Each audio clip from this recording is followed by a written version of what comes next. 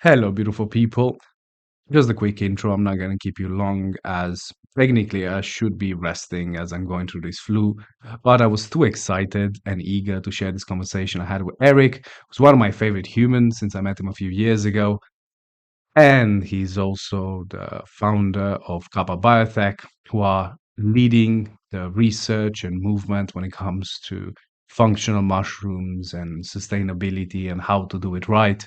So, this conversation will have a lot of useful and practical information on functional mushrooms, on sustainability, and really on the importance of finding and following passion. And I really hope that you enjoy this conversation as much as I enjoy having it. Hello, hello, hello. Thank you for joining me, Eric. Dare I say, friends for the last few years. We mostly met around events and everything else, but I got to learn that you are just good people doing cool shit. And from this point onwards, I will allow you to introduce yourself because most likely I'm going to say silly things. Yeah, man. Yeah. Well, really happy to be here. Happy to chat with you again. Um, it's always nice to see your beard and your beautiful hair. Yeah. I do look like uh, lion's mane mushroom, a lot of people tell me, so I guess that's gonna add to the conversation of today. but yeah, I mean, for us, it's we go to a lot of these different events, and it's I would say, unfortunately, it's rare to find people who are really honest and open. And I think when we connected, it was a really nice time just to share a little bit about ourselves, actually. And I remember leaving that conversation, calling my wife and saying, "Holy shit, I think I've met someone who I like. It reminds me of myself a lot." And I think just having you as a mirror, and you sharing your story and me sharing mine was such a phenomenal experience just for me to reflect on who I am. So I just want to say, I guess I never told you that, but really huge thanks Yeah, for that I'm that getting moment. goosebumps thinking about it because I had the same conversation with Rena when I got home Okay. from that day. And to be honest, before we even start talking about you, and this is something that maybe I want to put out there for young men out there, Yeah. because what we had is intimacy. Mm. And often people, especially the men or even the younger men, don't get to have genuine intimacy where you have a conversation with someone and it's not about posturing and trying to look a certain way. You're like, this is just another human, and you get to connect in that way. And yes, unfortunately, these moments are rare, but when they happen, they do leave a long-lasting effect. So that's why I'm very excited to tell us how you started this. What's your Yeah. story? Yeah. Well, I think it's a good point you mentioned. I think part of that, us being able to connect on that level, was because we're both very secure with who we are now. Um, I don't feel threatened by you or your story or anything like this. But I think as a young man, especially when I started this company or prior to that, I wasn't totally figured out who I am, what I am. It was kind of always looking at others to see a little bit what direction I should take somehow. But I think, yeah, I mean, I can tell my story real quick. Or if you have 2 hours, we could do it that way. But but I mean, Time is I'm a pretty, social construct. yeah. I mean, I'm a pretty traditional American in the way that, I went to school, I listened to my parents pretty well. Um, after I decided, I had a phenomenal teacher in high school who told me, hey, this is a game, this whole thing of school and these grades. And clearly you're able to like get very good marks without much effort. And you're going to go on two paths. You're either going to be in jail because you see the frivolity of this whole thing and you don't want to do it and it's annoying for you, or you're going to realize that it's a game and you're going to focus, you're going to get good grades, and you're going to move forward. And I remember that moment just going, why would I ever go to jail? I'm in fourth grade right now, right? Fourth grade. So I'm what, like a third, like 10, 11. And I said, I'm okay, definitely not going to jail. I'm going to get my act together and focus. But later, in high school, I found out that the streets were actually a lot more fun than the school, right? So I mean, I was learning way more from those guys, than I was from my teachers about actually how the life works and how people are, and these people from all these different walks of life, and it was fantastic. But I did kind of come back together and focus and get through high school. And then, of course, I went to a good university because I had good grades in high school and went to, nice business school. And then, of course, in there, I excelled very well in that structure, and became like a teacher, undergrad teacher for the business school, and got quite good grades. And they told me, all my teachers, okay, you're going to do consulting, corporate consulting, or you're going to do investment banking. And I said, okay, well, investment banking, sitting at a spreadsheet all day, punching numbers, that doesn't sound fun. Okay, corporate consulting, I get to travel the world and talk to people and be social and learn about different cultures. That sounds, I could do that. And that was my decision-making capability. It was that, those are my two options, and that's how I chose that. So I went into corporate consulting. I got a great job working at one of the big four firms in Chicago, and did that for about a year. And I started realizing, okay, is this the end? Right? Is this I did everything I was told. I listened to everybody, and now this is it. I have like a okay apartment in Chicago. I go to nice parties. I make okay money. But like Shell Oil was one of my customers. I'm like optimizing their data centers and making them more money. Is that fulfilling? Is that really like what my life is? That's the purpose of all this? And I just kind of had this like serious moment of like anxiety and stress that required me to really reflect a bit about my life. And so I started going, okay, well, yeah, let's look at who's here in this company, all these partners, the senior people. Let's learn about their lives, because I will become them if I stay here. And I realized that these people, they weren't so happy, or they weren't so fulfilled. They had their own, of course, issues. And I said, yeah, this is just, I'm not willing to commit to this. I can always come back later if I need to. I quit, which was terrifying a little bit, but I quit at like one of the best paying jobs out of university, and great career and everything. And I just said no. Um, and I did AmeriCorps, which is like domestic Peace Corps in the US. So I lived in voluntary poverty for a few years, and worked with people in poverty to get to know a little bit about this side of the world, and how this all works. Um, then I worked in some nonprofits focused on helping alleviate poverty in these different areas, and working with people struggling with that. And it was a truly phenomenal time, but again, it wasn't my calling. I didn't feel so connected to that. But I was living in Oregon, right? So I don't know if you know Oregon, but it's No. basically okay. It's one big forest, effectively. It's like a huge state. I don't know how big it is compared to the UK, but probably the same size. It's like probably, I think it's the size of France. So it's quite a big state. Oh yeah, it's bigger than Um, the UK. okay, then it's big. Yeah, it's bigger than the UK. So it's quite big, and they have this Jefferson Wilderness area, which is like the third largest contiguous body of forest in the US. So the number one's in Alaska.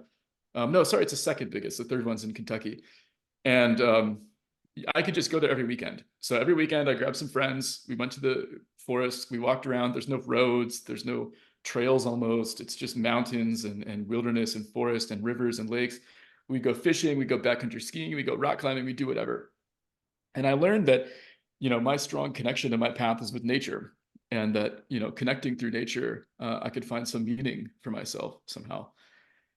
Um, and I decided after that to start to practice a bit, like how could I connect more with nature as part of my life, and not just work something, do something during the week, and then go to the weekend and go play in nature. But how could I not, instead of kind of like living on top of this earth, how could I be living in it, right? How could I be just immersed in that in a way that our ancestors have for thousands and thousands of years? And I started foraging, right? I started to incorporate that wild food into my diet. I started trying to convince people to go like run down a deer with me, right? I started training. I ran a marathon so I could get ready for that. I just really got addicted to just, building a community around myself, that would help me really achieve this kind of goal, and, provide value for those around me as well. Um, and I got into natural building. So this is like, I got really into just, cutting trees down with an axe, shaping them and making nails out of wood, do this traditional timber framing, frame up houses, and just, I just got, I got really into You natural went building. deep. I went deep. Yeah. So I didn't use power tools. I would build everything by hand. And I thought we had a couch surfing profile, right? So probably you remember that back like a long time ago.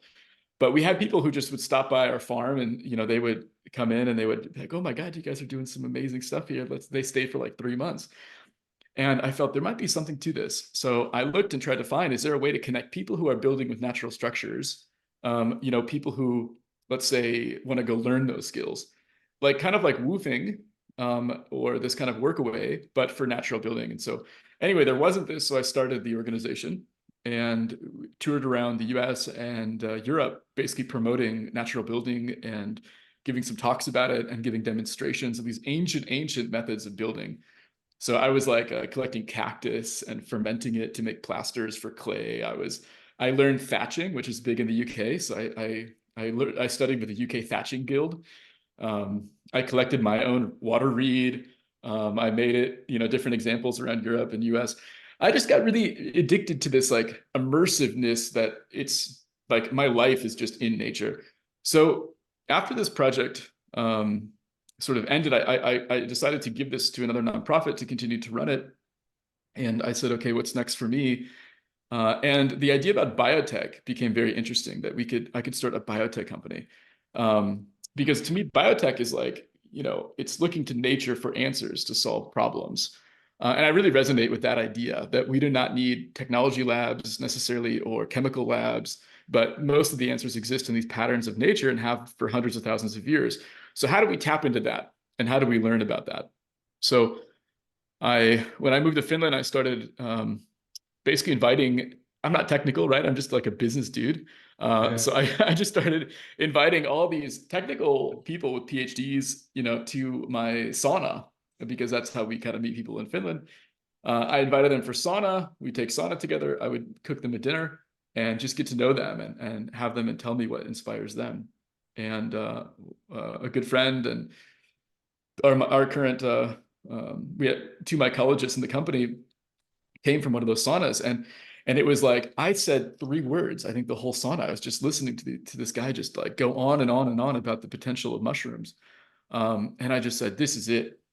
This is truly phenomenal." I mean, these fungi provide so many benefits for us, and have for like 3,000 years at least that we know of. So let's explore that a little bit deeper. Let's make a company, and that's basically how we got the company started.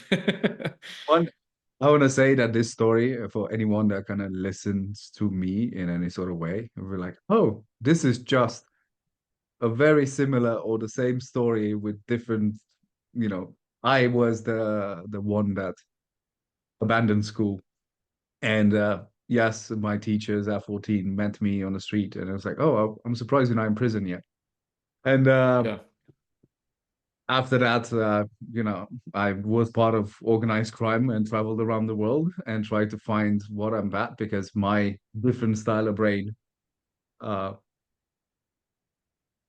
was valued in the environment. And the changing point is almost similar to yours. It's just I was successful in that world and we're making money and we're partying all the time and everyone's like, oh, this is it, this is great. I'm like, is this what great feels like? Because this is boring. After 6 months it's just all the same. I'm like, oh, we're not doing anything else past this, we're just doing this. I'm like, oh, I don't want I don't want this to be my reality. And yeah, and then I discovered that I enjoy helping people and I had to figure out a way to do so. And that kind of led me into the pharmaceutical route where I worked for 5 to 6 years. And when I got to work close with R&D and with developing oncology medication, I learned that I was a drug dealer again. But this time there was no ethics because if you sell someone cocaine and you're an adult, like I don't, you're an adult, you made that choice. Mm. But if you go to your doctor and they give you something that only 1 in 158 people get a positive result, but 50% of people get negative side effects from, uh, then you just take that knowing that you got a 50-50 chance this is going to make your life worse. And most of these things can be addressed with a more holistic approach with your diet and behavioral changes or supplementation of certain things that already exist into nature is where I left that field. I'm like, I'm going to try to help people reconnect with nature because that was the thing that saved me as a kid. I was this weird kid that observed the forest. I observed the the birds. I would go every day to the nest and see the changes in the, the eggs hatching and so on. I was this weird thing seeing the patterns of nature, how it all made sense. And that is where know we get along because we both completely different paths in a way, but we ended up in the same place. I'm like, oh, a lot of the things that people deal with is because they are completely misaligned with nature. Yeah. And going back into nature it often allows us to balance our relatively ancient hardware because the our biology it's hasn't evolved at the same rate as a technology. And most people are unaware or degree that your hardware is like 100,000 years old. And you keep trying to add these new software updates, but if you don't understand the basics of it, you will have a lot of bugs if we're talking using that analogy, or you're going to have a lot of negative side effects. And I that's where I started learning about, I don't want to say medicinal mushrooms, functional mushrooms, and realized for as someone with ADHD that things like lion's mane been very helpful at allowing me to focus and get my work done. And now, I guess my follow-up question to you is the exciting part for me anyway, because I'm a nerd. It's the research grant you got and the first piece that was published, if I'm not wrong. And can you talk about how you got a grant and what the grant is for and this first study? Because that's exciting to me. Yeah. Yeah. Yeah. So I think, fast forward 6.5 years later, now the company has, over 30 employees. We have quite a good strategy. And we've been growing quite fast, I would say, as a company, and quite well. Our message and the way that we do things have resonated with a lot of people. So it's just such an honor to be really, part of that, right? That's something that I cared about so much at the beginning, other people also cared about, because you never know that that's going to be the case, right? I mean, you just start talking and doing the thing that matters to you, and you just hope that Yeah, maybe what can other I people say? care. It's exactly your story from the sauna is also a story that I can say about you, Yeah. where you saw your scientists in the sauna nerding out and seeing the passion. We don't even have to. And when I met you first time, you you were supposedly at an event that you were trying to sell product at, where you were just like an excited kid that was just happy to like people like, look how cool this is. And I was like, you could see that it was like this person is he forgot that he's selling. He is Yeah. actually just excited about it. And if someone's excited, that wants me like that's for me the trigger to buy. It's not Yeah. that you are, a good salesperson. It was like this person seems excited about it, and I just want to feed off that energy and support that dream. When I see, as I said at the start, for me, you good people. When I see good people and they are passionate about the business, I get passionate about that whole story because with the benefit of having a large following, there's a lot of businesses that approach me, and I can see that your metric of success, it's not the one that I want to support. Like if you are there, I'm like, oh, this is how much we're gonna sell, this is the market share. You're just like a nerdy kid excited to talk about mushrooms. Yeah, And definitely. that was like, no, no, this makes sense to me. Everything Yeah. else doesn't make, but this makes sense to me. Yeah, I mean, my sales team gets kind of mad at me for this, to be honest. I mean, we have, some big important retail buyer waiting in line for me to continue the conversation with a first time customer, because I don't see that difference so much. To me, it's a person who's struggling with some health issues, or yeah, some having some problems, or having a friend who has some problems. I've heard maybe that mushrooms could be helping, and for me, that moment right there is the most important. It's why I'm at that show, it's why I'm at that expo, it's why I'm at that festival whatever it might be. And that retail person can wait. It doesn't matter to me. I'm going to be done with this conversation as long as it takes. And then I can go to the next one. But for me, of course, I'm extrovert, so this gives me energy. I love that. I love hearing this feedback from customers like, oh my God, the sleep from the reishi has improved my life so well, or cordyceps has really helped giving me the energy to get out of depression, or whatever it is. Those things feed me in a way and reconfirm that what I'm doing is valid and worthwhile. So it's very helpful. It is incredible. So let's go back at that question that I distracted you from, and Yeah. I Yeah, want to lion's talk mane. about a bit of research because you know Yeah. I want to Well, because I saw it and I was like I don't want to read about it because I want to listen Eric talk about it because I know yeah. it's really exciting.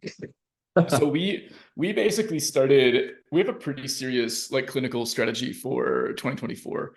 And we started our first one of lion's mane. I think it's obviously the species that we have the most interest in from customers. So we looked at we kind of had to start, let's say, all the way in the back, but we for us, we really want to understand, let's say, what is the desired outcome that lion's mane gives. For most people, it's some cognitive improvement, right? It's a kind of a general cognitive improvement.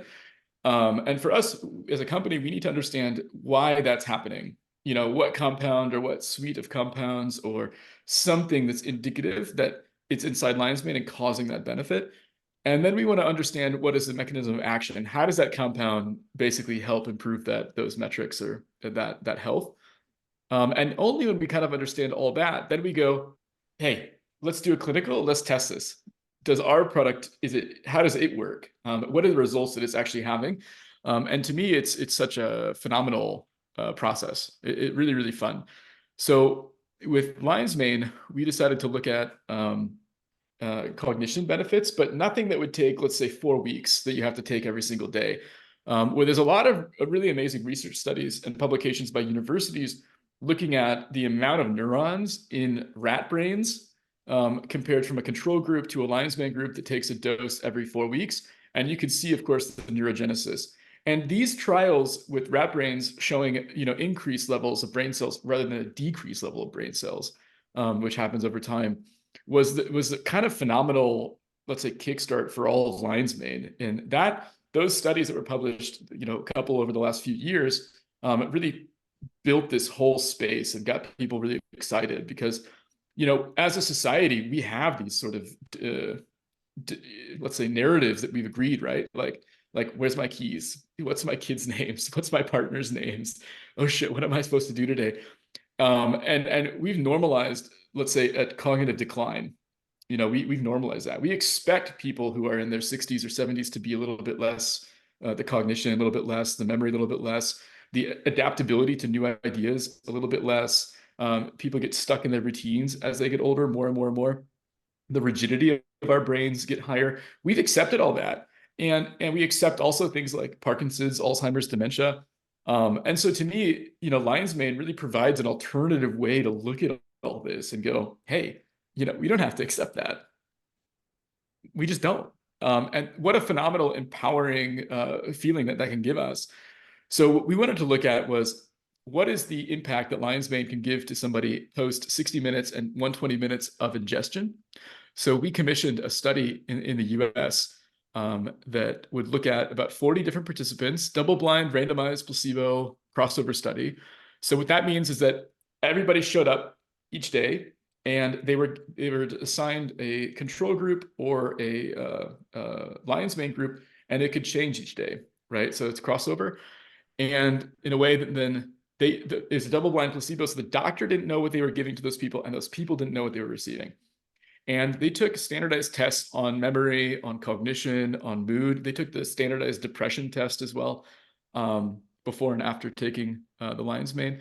And what we could see is a vast improvement on cognition, memory, also mood, also depression, right? So it starts to get into, it's not just this performance side, it's also this mood side. It's increasing happiness, it's decreasing depression.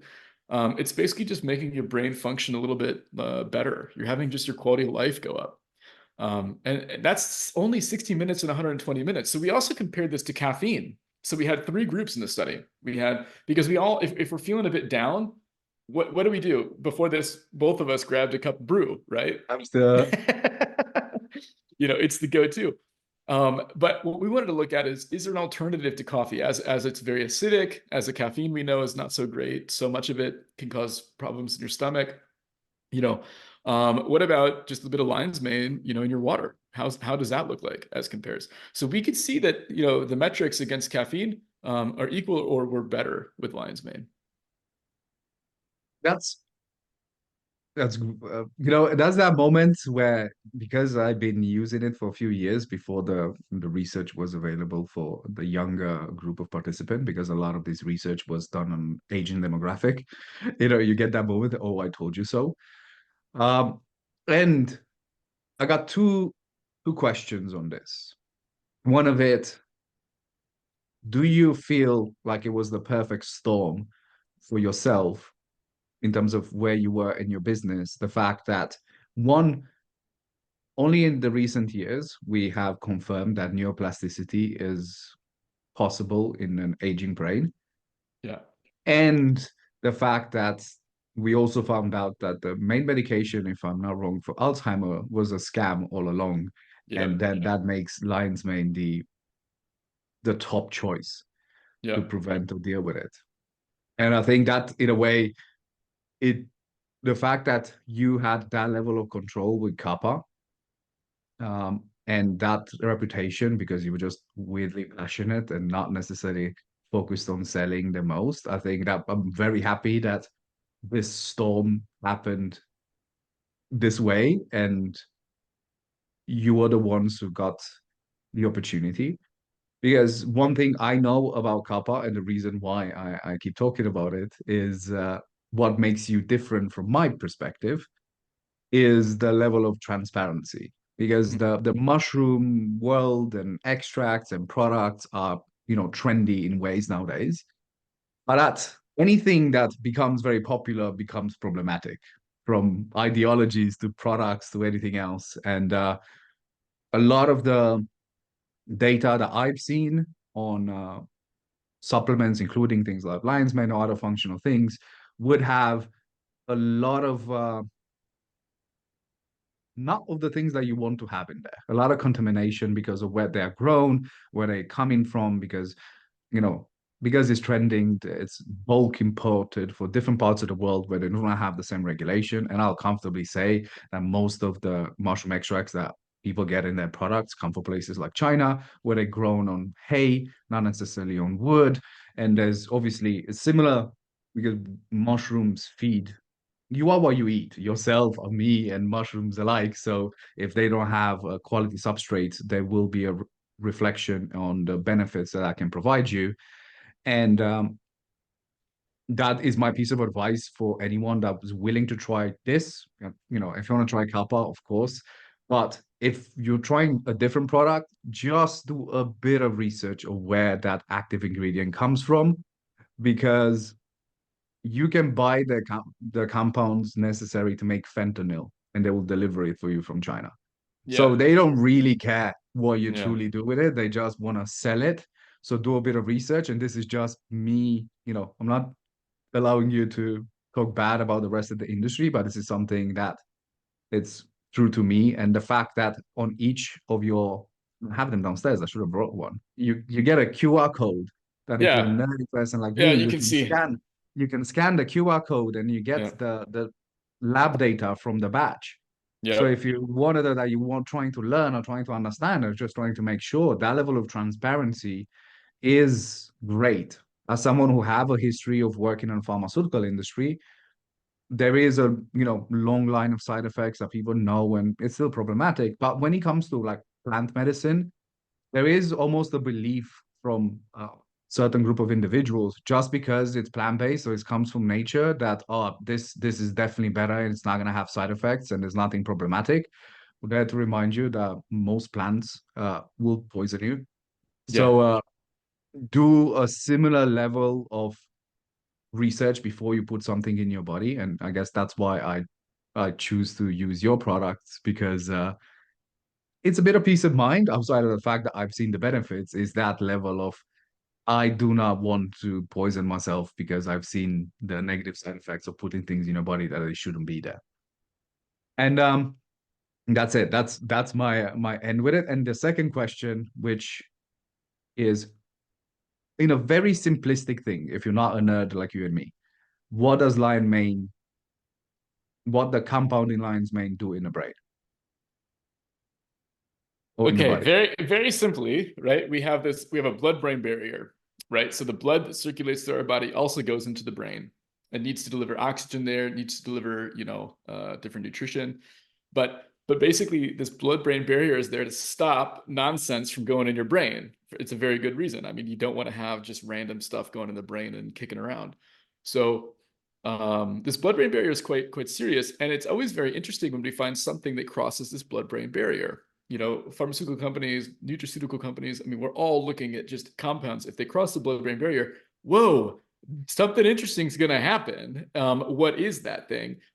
So we've noticed that the hebricinones in lion's mane is actually crossing this blood-brain barrier.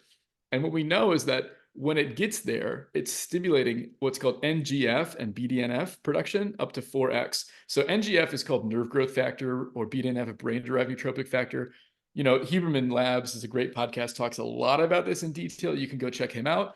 But the importance of these compounds, NGF, is neuroplasticity, neurogenesis, and they're really high levels when we're kids, right? I've got an 8, a 9, and a 3-year-old at home.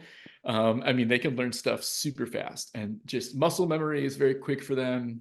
Actual learning languages and things goes so fast because their mirror neurons are firing super, super, super quickly. They're socializing themselves very quickly. They're learning languages, and that's because they have very high levels of NGF. And so when we're born, we have massive amounts of this stuff because we're trying to create our brain. We're trying to learn new information. We're trying to create synapses. When we hit about 30, it starts to decline in pretty much everybody. It just goes down until you die. So as we have an aging population now, people are looking to live longer, and we're also being mentally, let's say, taxed even up to 60, 70 years old. We still want to be, cognitively sharp. Not like President Biden. Okay, that was there. I did it. But but I think lion's mane is really able to help increase these NGF and BDNF levels to the place where it really supports a strong mental cognition, improving memory, and just kind of cleans up some things in your brain. We don't know why it helps with depression and mood, but it does. So in a way, I think it's just helping to kind of get your brain back where it should be. Keep things on medium. So I As hope someone that's that simple enough. puts, yeah, as someone that puts, over 10,000 hours in trying to understand the basics of depression and root cause Yeah. of it, I found that the impact of lion's mane on it should be as simply explained as more nutrients and more oxygen makes a happier brain. And the Yeah. increased blood flow that comes with the compounds in lion's mane will bring in more nutrients and oxygen. Therefore, more opportunities to clean debris, more opportunities to think clearly.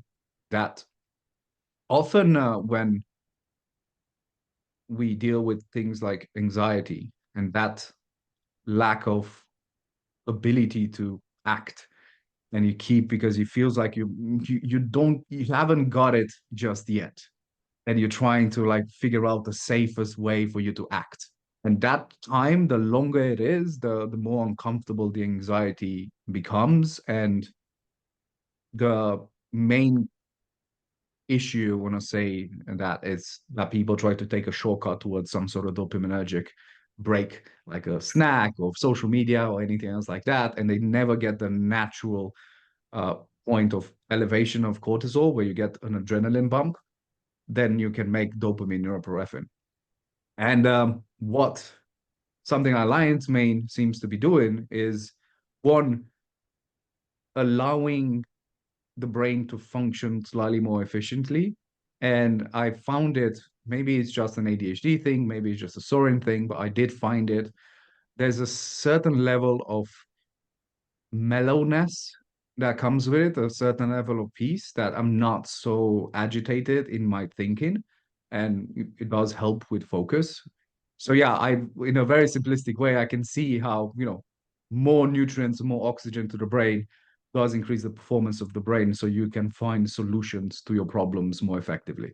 Therefore, if you act more effectively, you will also um, increase the outcome of you dealing with your anxiety or your depression as a result. As an action will most likely have a reaction of neurotransmitters that will, be happy hormones, happy chemicals, because Yep. that's another thing that seems to be misunderstood. It's that they are reward chemicals. They come after a particular action. And I'm very happy that it's been proven, but still some people run with it. That's imbalance in the brain. It doesn't exist like that. You might just not take the adequate actions for your brain to have those reactions of happy chemicals. So I've realized that the increased cognitive performance that comes with lion's mane, I can see how you will be more effective in your thinking and decision making, and therefore have a compounding result on alleviating anxiety and depression. That's a theory. I don't have the Yeah. data on it, but that's I mean, obviously through this clinical, we know they're connected. We know this one compound and the mechanisms of action it has is influencing all these different areas. So I think it's a great theory. I think it's totally sounds good. I mean, I think what I hear a lot from folks who take it, employees here in the company or customers that we have is just like this kind of aha moments. They just go, I just feel good right now. I don't know what it is. I don't know how to put my mind on it, but just feel a bit cleaner, feel a bit easier, and I think, yeah, I tell people this all the time. People ask me some advice in life or something, and I just say, they know the answer. Everyone knows the answer to this stuff. And I just remind them that you have one life. You've got like 80, 90 years on this planet if you do it really well. And if you're spending some days doing stuff you don't want to do or feeling bad, figure that out. Make the decisions you need to do. Make the choices you got to get to fix that, because this is a gift. yeah, So I and think I our I want to second that, because if you just try to take lion's mane for the first time, I don't think you should expect an effect similar to caffeine that's gonna elevate your heart rate and you're gonna feel an effect to it. yeah It almost feels like they're like, oh, I'm having a great day. I'm like, oh, that's different yeah about today. It's not that you take it and you have an immediate rush. It's like, oh, this seems surprisingly easy today. I'm like, oh, that's why. I But just it's there. organized my kitchen. Yeah, I'm like, oh, okay. I guess this is happening now. Yeah. And on the subject of blood flow, because this is one of my second, I don't know, it's one of my favorites as well, is cordyceps. Mm. And this is a joke I kept saying at the events, that I have a bottle of cordyceps downstairs in my supplement drawer, but I also have one on my nightstand. So, Yep. what can you tell us about cordyceps? Yeah. Well, I think you just did a pretty good job. But I think cordyceps also has a really interesting compound, this cordycepine, and it also crosses the blood-brain barrier, right? So this is always a really interesting thing that happens. And we know that it's the only thing that it's doing once it crosses the blood-brain barrier is suppressing melatonin production.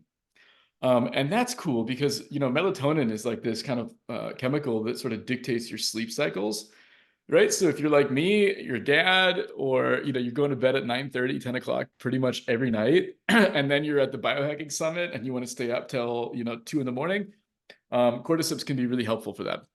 So kind of knowing a little bit about the deeper functionality of how these mushrooms work, or how any supplements you take work, can really increase your experience with it. But I would say most people are taking cordyceps for a little bit boost of energy. And I think Yeah, you kind of hit it earlier. I found it to be great before workouts. If you want to Yep. get a sicker pump, I think it's quite good. I found a mix of lion's mane and cordyceps, and maybe some rhodiola, which is something else. Um, Makes working out and the effect of, because 60% of hypertrophy is the muscle, you know, mind muscle connection. Because if you're able to connect to that muscle and contract it, that's when you're gonna really get most of those benefits. And I did find it that taking some nootropics before a workout, it definitely allows for a more efficient workout. Outside of getting, better pump, it feels like I'm there. Yep. I don't feel like I have to, pick up my phone between sets or like little things that would. So what I found is just I get a better workout in shorter amount of time because I feel more calm and present, and I also feel like I'm connected with my movements. So it's a it's a different style of pre-workout that's not just about brute force caffeine. It's Yep. more like, oh, I'm more connected with myself and I can now experience certain movements in a way that I can analyze and see what potentially requires a bit more attention or something that, feels great in that day. So that's a big one for quadriceps for me. And yes, before bedrock activities, if it's not too late in the night and you're not trying to go to sleep right after, Yeah. uh, I also found that increased blood flow can be fun. And if you might be able to confirm it, I think it works in different ways, by both beneficial for this activity for men and women alike. Definitely, yeah, it does. And we actually, I mean, this is a little known fact about our company, but Kappa mushrooms, we have an ingredient division called Nordic Mushrooms, where we supply like 110 brands in Europe and the UK, their mushroom ingredients as well. And one of the companies we just started working with in the UK, I won't mention a name, but you could probably easily find them. They're making sex lube with the cordyceps. And the idea is that, of course, it's increasing blood flow, increasing the feeling, increasing this intensity, pretty much where you want it during those moments. So I Yeah, think it's fun. Like, yeah, come on. Like the idea, rather than taking some gas station pill that you don't know what's gonna do to you, if are you gonna grow a third arm or you're actually have gonna a have a heart good time? attack. At least with this, you know what you're getting. Yeah, That's but we know we cannot define. it's increasing blood flow, VO2 max, right? It's really it's giving a lot of energy. And we just started working with a few top football clubs here in Spain, this Real Madrid and FC Barcelona. And we're seeing some of their players get personal best, right? I mean, this is phenomenal, basically. And we also just took on a new round of strategic partners, and some of those people are like Premier League footballers in the UK, right? So you're starting to see this idea that 5 years ago was like, oh yeah, some very niche and interesting Olympic athletes are trying cordyceps, to now it's WADA approved. It doesn't have any issues with the doping stuff. So you're starting to see really top level athletes use this, and they're going, hey, I'm performing better. I mean, I'm doing better. So I think it's a great supplement.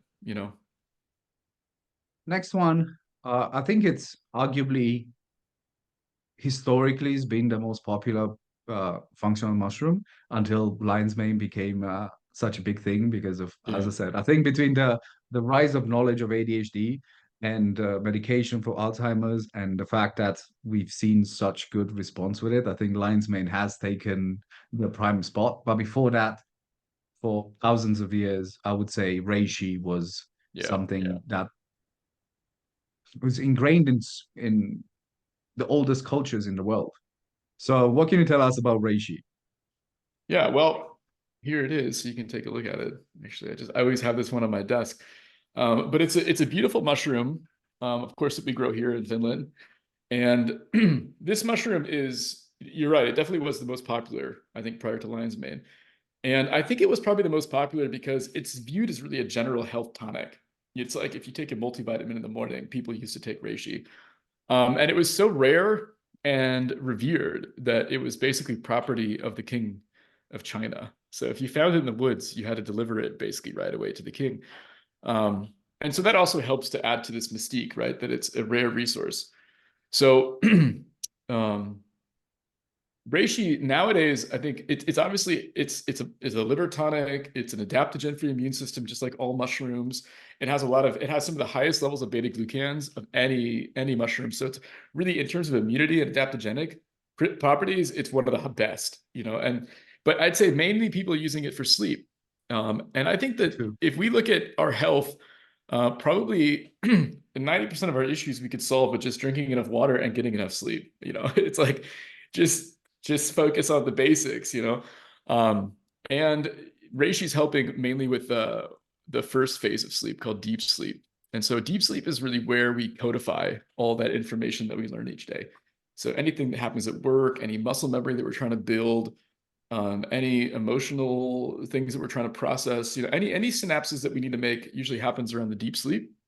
And so reishi is really helping to improve or lengthen or extend that deep sleep cycle. And I think it's really popular right now because a lot of people have these kind of Oura rings or some smartwatch, and they're able to go, they can listen to me talk, they can read the publications, but then they can just take the product and they go, oh my God, yeah, 10, 20% increase of deep sleep on average. Oh, it happened again the next night, and again and again and again.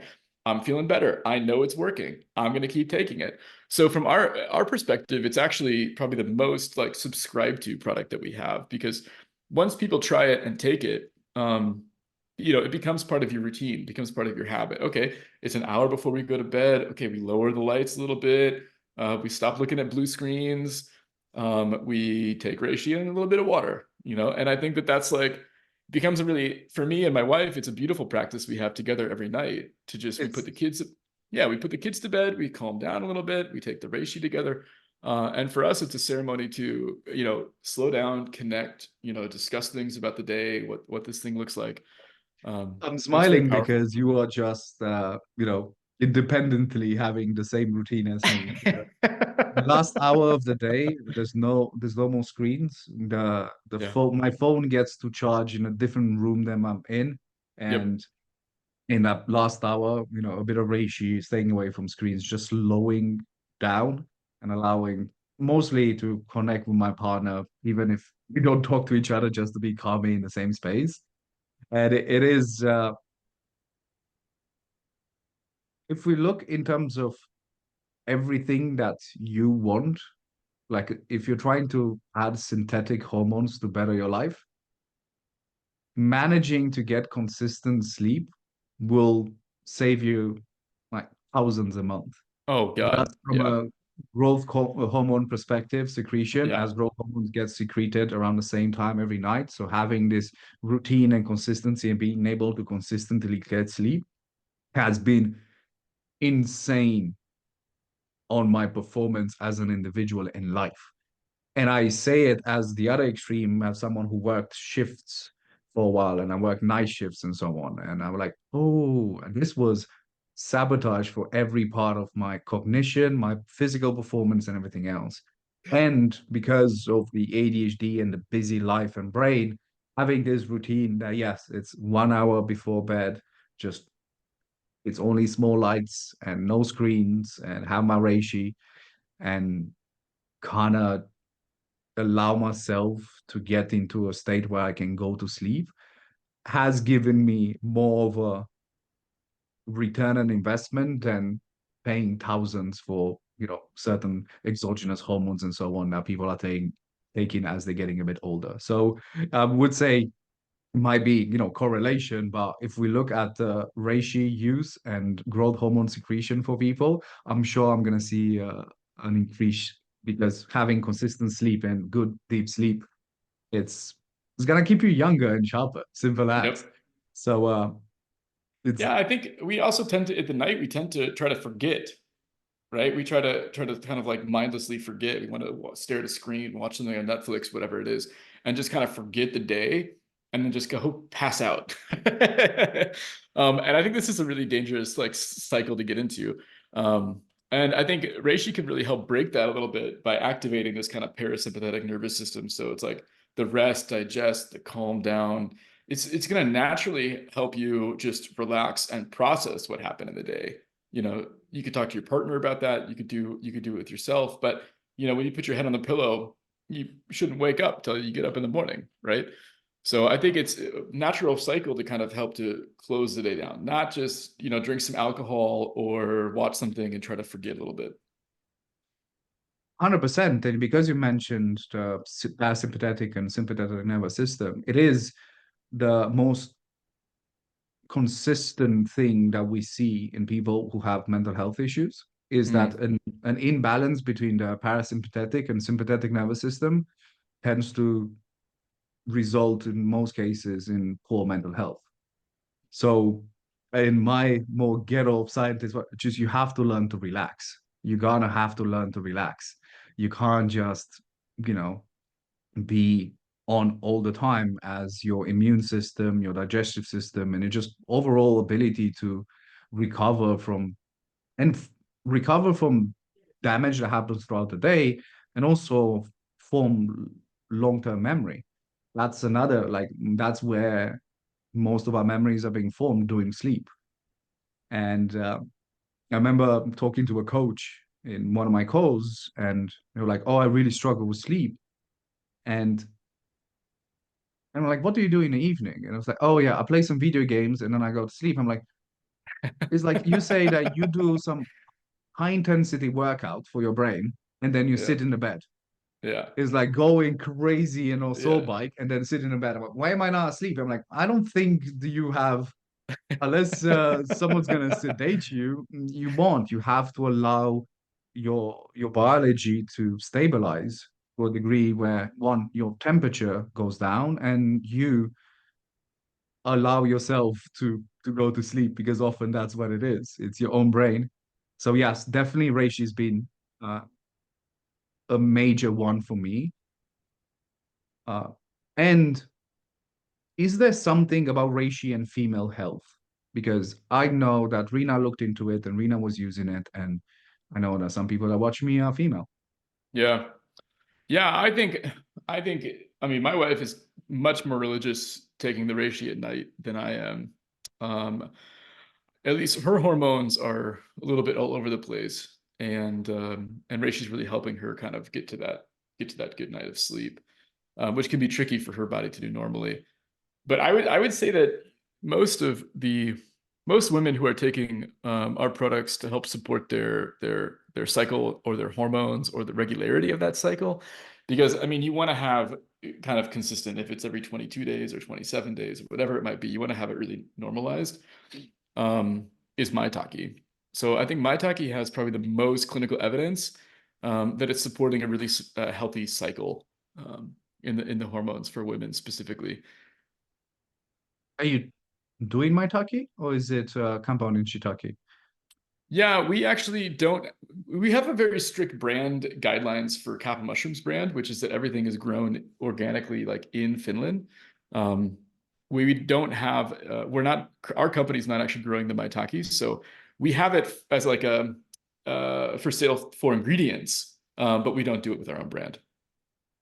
Well, But I can hook you up with some good maitake. it's for the ladies. I have a quite a high audience of women. Uh-huh. And some of the questions that I get, I'm like, I need to know how can I help? Because we do have our differences. It's not the same thing. Of So course. I do know if you have any sort of particular advice for any of these that might be, hey, as a woman, you might want to consider this, especially potentially if you're premenopausal or something around this. Any in particular from the functional mushrooms that you would say this is something that you want to look into at least? Yeah, I think this reishi is probably the most important. I think being able to get very good sleep is going to sort out a lot of the hormone issues. But I think it just has to. Yeah, I think maitake and reishi I think would be the most important to really look into. And just because it rhymes, what about shiitake? Sorry, maitake and reishi. No, no, but But because it rhymes, what about shiitake? Because I okay, know you are shiitake. doing it. Yeah. Yes. Well, shiitake is like I think it's like a really powerful mushroom that many people don't understand actually. I mean, we think of it as a culinary mushroom, which somehow almost degrades it somehow. I mean, like, this reishi is like very sacred looking. It's this beautiful color. It's deep. It doesn't taste very good. It's very rare to find in nature. same with chaga, right? It's like this very strange, mushroom with a very interesting story, but shiitakes you can buy at the grocery store. I think it's really good not to discount them, because shiitake, as we know, these mushrooms need proper extraction, right? So our company is utilizing the industry-leading technology called ultrasonication, which is actually opening up about 92% of these cell walls. So the bioavailability for our products is almost double that of a dual extract using just alcohol as a chemical solvent and water. So we've really optimized this process massively for the production that we do. And shiitake is the same. If you would eat that shiitake, only 5% of those compounds are going to be available for your body to use. The rest just go right through your digestion. So the shiitake has, like, if you show up to the state of California hospital system and you have COVID, or you have, they're giving you basically this extract from shiitake to help support your body's own functioning immune system, right? So it's very, very, very powerful when you're the first signs of getting sick. I think a lot of us think of, okay, I'm starting to feel that first, I'm getting that achy feeling, probably you're having it right now, I think. Yeah, I'm there today. Yeah, you wake up, you feel a bit achy, maybe your throat hurts. We all have our own signs. The flu is coming or something.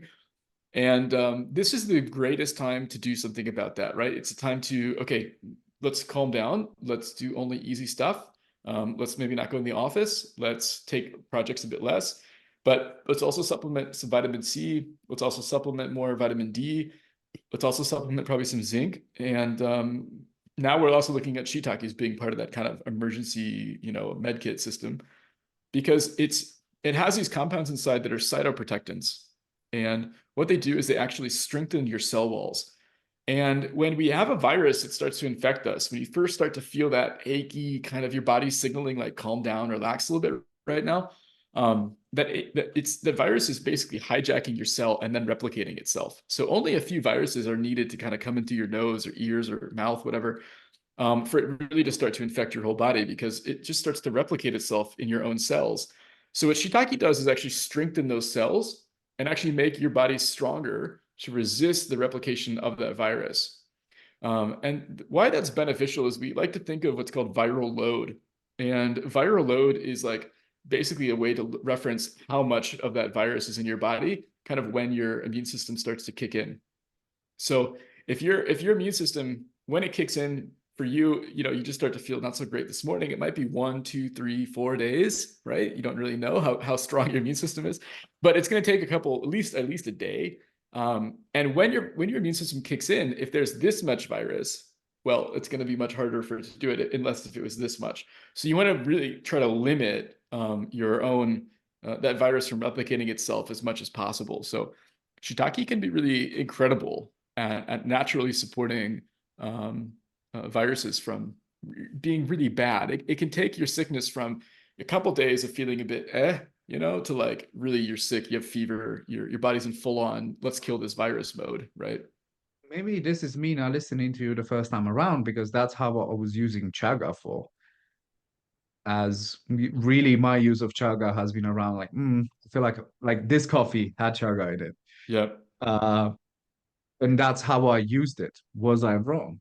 Can we talk about chaga now? Because I know Yeah. the record amount of antioxidants and the Yeah, I cool think, story where I yours is mean, sourced.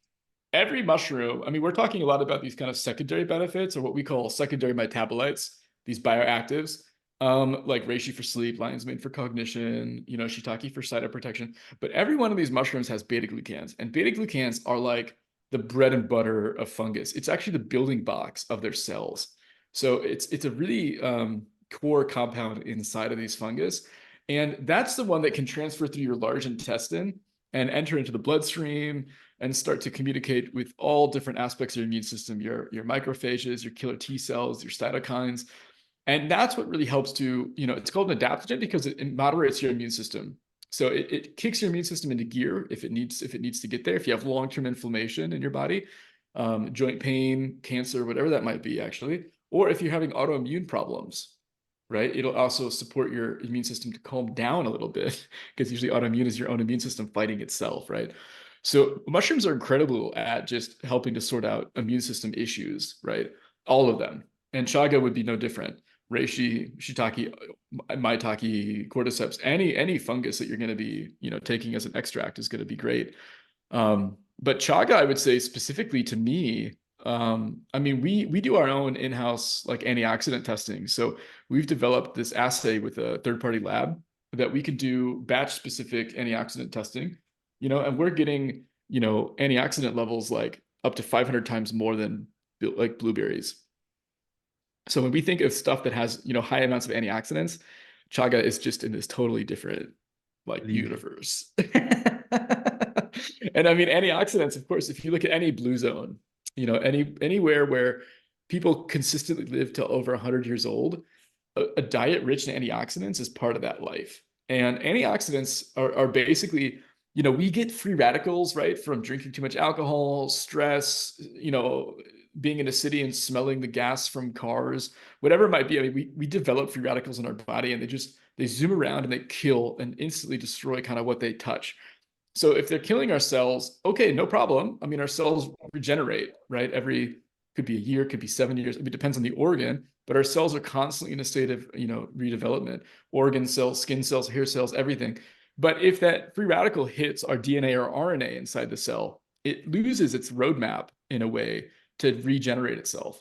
So, then when it goes to regenerate itself, it does it not so great, potentially. And that's like one of the ways that we understand aging probably is because of these free radicals destroying our cells' ability to regenerate perfectly. So, a diet rich in antioxidants can be super supportive to help our bodies age well. Not only beautiful skin, beautiful beard, but also beautiful lungs, heart, liver, your kidneys, the stuff that brain, eyes, and so a daily dose of chaga can be super supportive for a longevity protocol, let's say. And on the subject chaga, because there's something I nerd out all the time, and it's where your chaga comes from. Yeah. Because not all chaga is created equally, and the process that yours come through is unique in its own way and has unique results. Yeah. Well, I mean, this goes back to where we started the company and one of those values and ethics that sort of got me. I mean, you and I, many people listening, we can do whatever we want. We're doing the thing we're doing for a reason, right? It's fulfilling us. It's part of our value extension. And so when we started the company, we realized that, okay, if we're going to be putting food on my family's table, I'm going to be paying my staff. Everybody who's working here really hard is going to be providing for their families with mushrooms. Well, then we owe it to the mushroom kingdom to keep it alive, right? So we're going to have that reciprocal relationship with fungi. And when we started looking at, okay, shiitake, no problem. You can find it everywhere. Everything else is pretty well abundant. But when we look at chaga, it's actually a dwindling resource. So it's not endangered yet, but it's being debated right now in a public database called CITES to be listed as endangered. So it's a wild forage product, meaning that right now everybody is going out to the woods, they're finding some chaga, they're cutting it down, they're drying that, and then they're sending that to someone to do processing. But you know, it's incredibly in demand. I mean, it's the top 3 functional mushroom globally. So, and it's just going riser. It's higher and higher every year. I mean, I just posted on LinkedIn something about the latest SPINS market research that the functional mushroom group in the US, it's doubled from last year. It's doubled, right? I mean, it's crazy how it's a trend and it's growing and it's not showing any signs of stopping. So we're looking at the demand for chaga rising, rising, rising, but the supply, because it takes 10 years to grow, is going down, down, down, down, down. So the best research that we have seen, I sit on this executive committee of the Medicinal Mushroom Society, is that probably around 2030, we're going to have real supply issues with chaga, right? Majority of it comes from Russia. As we know, like 90 something percent comes from Russia, through China into the US market and into the European market. Our company provides a little bit different story, right? We are actually working with the Sami people, with the indigenous people here in Finland, who are actually herding reindeer up north. That's why I was And excited because this for me is like a childlike excitement for the story. yeah. Oh, these guys are fantastic. I mean, they're basically pushing reindeer around the north of Finland, and when they see chaga growing on a tree, they mark it in their GPS, and then once a month they go out and they harvest everything. But what's important for our supply is that Finland is the only country of origin for chaga that actually manages that supply. So there's only a certain amount of permits given each year for people to actually harvest that chaga. You can't do more. So not only is it organic certified, it's in these ancient forests. It's grown over the course of 20 to 40 years, but it's just very well managed and very respected. But the problem is that only 20,000 kilos dried comes out of Finland every single year. This is 5% maybe of the global, less than 5% for sure of the global market. So our company, when we started 6 years ago, we said, okay, we're only going to use a renewable source of chaga, wild forage chaga, of course. That's it. If we can't get enough to sell, then we're not going to take those customers. We're not going to make any concessions on that. The second thing that we decided to do was, okay, we don't want to make this some exclusive, high value, really high end nutraceutical that only some people can take. We need to make this really available for everybody at a price point that makes sense. So we actually started to cultivate it. So we were really the first company, and now we're the world's largest grower of chaga mushroom. And how we do that is we actually partner with local forest owners. So we go, hey, you have a forest right now. You're cutting those trees down for money. Grow me some chaga, and you'll make more money, and you'll actually regenerate your forest ecosystem that you're part of. And because of the way that we actually grow chaga in the forest on living birch trees, we're able to sequester 70 times more carbon than we produce as a company every single year. So we, as a company, are truly regenerative. We're truly adding, we're adding more carbon into the soil. We're improving those forest ecosystems, reducing runoff into the Baltic Sea every single year. And we're working with over now it's 650 hectares of Finnish forest doing that. So I'm just so lucky to be able to be a company that, because we manage the whole value chain, right? From the start to the end, we have a lot of places that we can kind of control or assert our influence, right? And our values, we can make sure that are really respected in those different places. And this is one that we're really proud about. I mean, you get chaga from Lapland is as magical as it sounds. And I've seen some of the footage from the harvesting, and I was like, this is home.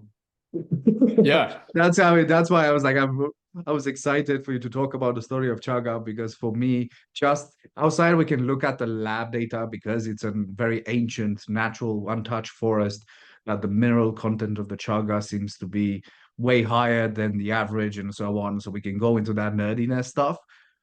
I'm not gonna lie, this is purely the story behind it makes me excited just to think of the native people and the maintaining of the forest that, for me it's home. I keep calling myself a forest child for that reason. So thank you very much for kind of talking about all of them. And I'm curious what's next for you. And also, if you're someone who listened to this whole thing and you're like, "Oh, I just want to start, trying something and, I don't want to buy all of them at once. What would you recommend? What would you think is the who to start? It's your two best to see an immediate, or not necessarily immediate, to see that positive feedback loop? Because I've seen it with supplements with people is that introduce one at a time and you get a bit of a positive feedback loop and it also builds momentum on your well-being journey. Yep. So if you were like just try this and come back whenever you're ready, which one are your one or two to say try this? Yeah, I would highly recommend reishi, right? And I would take the product, and I think the first night you'll feel a difference. And I mean, you can find me on Instagram, you can message our company, and please let us know how it worked for you. I think it's one that, it can take. You don't have to optimize every little tiny piece of your life, but just get some good sleep. And developing those good bedtime habits can be really important. So in the process, I mean, if you optimize it so well, probably you don't need reishi anymore. But at least at the start, it's nice to take to help support that. And the side effects from that, unlike taking melatonin, right, which is working on one neurological pathway, you develop a dependence on it. It can be a bit messy. Reishi works on 50 different neurological pathways. So you're not going to build up a dependence. It's super, super clean and safe. And the side effect is it's adaptogenic for your immune system. So you're going to sort out some inflammation issues you probably don't know you have. You're going to sort out possible autoimmune issues you might not have. It's going to help downregulate or upregulate your immune system to get you also to be healthy. So you're going to have really good sleep. You're going to have less sicknesses, and your body's going to be a little bit more resilient toward what the world throws at you. So I think reishi is just a great one to get started with, and then of course go crazy from there. Yeah, And what's next? What's next for Eric? What's next yeah, for Kappa? What's the next piece of research? Because I don't know if we talked about it. I know that you got a grant and you got the I know we talked about the results of the Lion's Mane. What is going to be the next piece of research on, if you know or you can share, I don't know, unless it's secret. And how excited are you that this conversation is arguably the more as popular as it's ever been in terms of functional mushrooms and this level of interest? Because it's, strange individuals like you and me that were trying it and using it for years, and now like, I'm excited for everyone to be part of this. But obviously, as we said, with popularity, um, there can be problems. So I hope that people who listen to this got a bit of clarity of what they should look for, because honestly, for me, you guys are the standard in this ever-growing industry. And so if you want to learn about mushrooms or try functional mushrooms, I definitely recommend Kappa.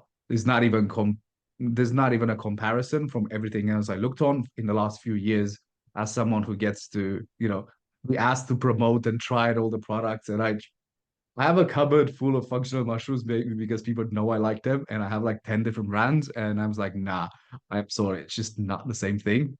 So I'm just saying do your research because it's worth it. And this space is only going to get bigger. But yes, what's next for you as an individual, for Kappa? And what do you think is next for the space?